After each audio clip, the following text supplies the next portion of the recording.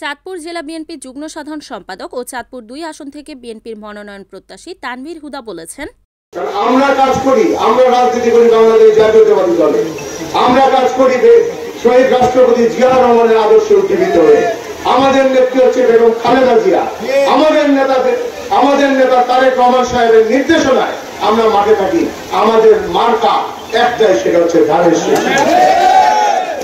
আমরা নমিনেশন পাইলে আসি, নাইলে নাই, এই ফর্মুলাতে কাজ করি না। ধানের শীষ পাইলে ধানের শীষ, না পাইলে তো আমার আনারস আছে, এই ইতিহাস আমাদের নাই।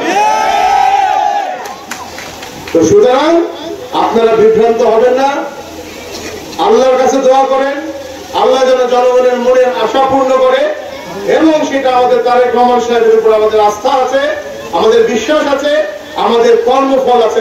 মাঠে আমরা কাজ করেছি বিগত দিনে, আমরা মাঠে ছিলাম, দুঃসময়ে ছিলাম, চাঁদপুরে ছিলাম, কুমিল্লায় ছিলাম, মধ্যে ছিলাম, যেখানে বলেন সেখানে আমরা ছিলাম। আমরা একদিনের জন্য ফাঁকি দিয়ে গেছি, আমার নিজের সশরীরে উপস্থিত থেকেছিলাম।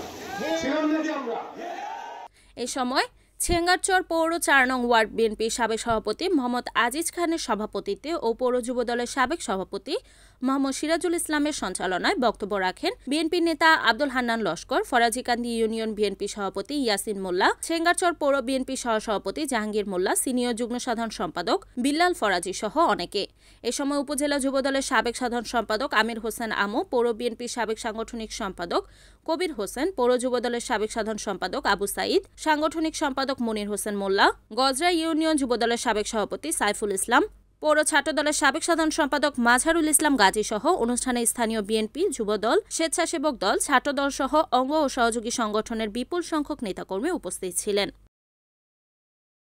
Report Suman Ahmed, NN TV, Chandpur.